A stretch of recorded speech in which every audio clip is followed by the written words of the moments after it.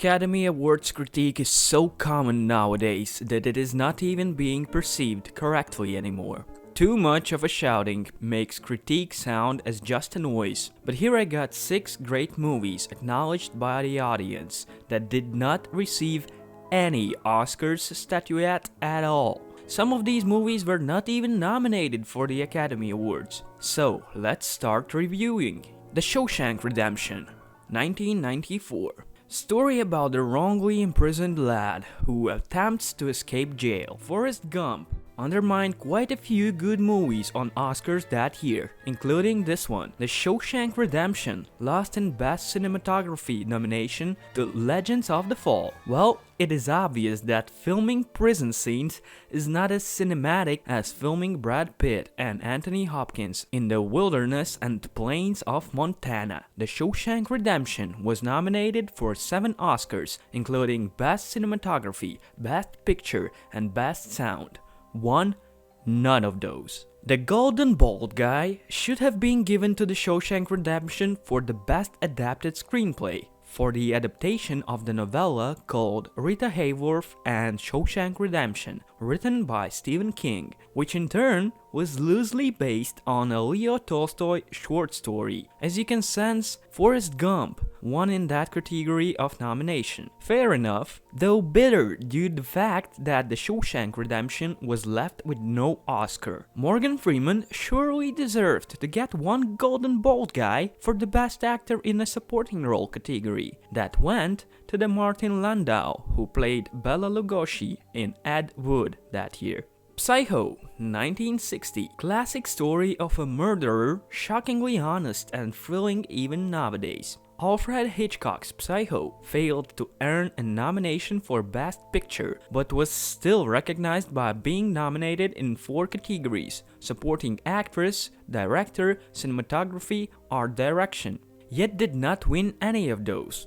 Psycho's Best Cinematography nomination lost to Sons and Lovers. And what about that classical shot of the stairs from above or the shower scene?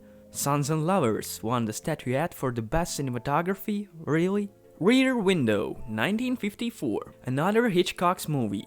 Photographer gets stuck at his home with a broken leg, spending his time looking through the window. Did he just witness a murder, or it was just his imagination? Rear Window wasn't even nominated in the Best Picture category. By the way, Film on the Waterfront won that, so as the Best Director statuette was given to Elia Kazan for directing On the Waterfront instead of Hitchcock's Rear Window. And it wouldn't be that disappointing if not the fact that statuette for a Best Screenplay went to On the Waterfront as well, whilst the Rear Window wasn't even nominated in that category. And the Golden Bald Guy in category Best Story and Screenplay, for which Hitchcock's movie was nominated, wouldn't have gone to George Seaton for The Country Girl. A story about an alcoholic has-been actor struggling with the one last chance he's being given to resurrect his career. A heart-touching story for those sitting in the Academy, I suppose. Reservoir Dogs, 1992. Quentin Tarantino's debut feature in which there are astonishing dialogues between members of the gang of bank robbers. Tarantino's debut picture didn't receive a single nomination. It should have been nominated in the Best Original Screenplay category and should have won it. By the way, Neil Jordan's The Crying Game won statuette in that category of the 65th Academy Awards. A story of race, gender, nationality, and sexuality against the backdrop of the Troubles in Northern Ireland. Has it been political decision? Academy Awards are politicized, by the way, and a lot. Maybe if Reservoir Dogs took place in Yugoslavia or Iraq instead of US, and the ear would have cut off not from the policeman but a brave soldier fighting for democracy, it could have not only been nominated but would won that Golden Bald Guy statuette. Fight Club, 1999. The narrator, played by Edward Norton, has his life reinvented by anarchist Tyler Durden, played by Brad Pitt. Fight Club did not get any Oscars and was only nominated for Best Sound Editing. which he did not get either due to the brilliant work of sound editors of The Matrix. Fight Club should have been nominated for the best cinematography, and let's be honest, it should have won it. Astonishing picture.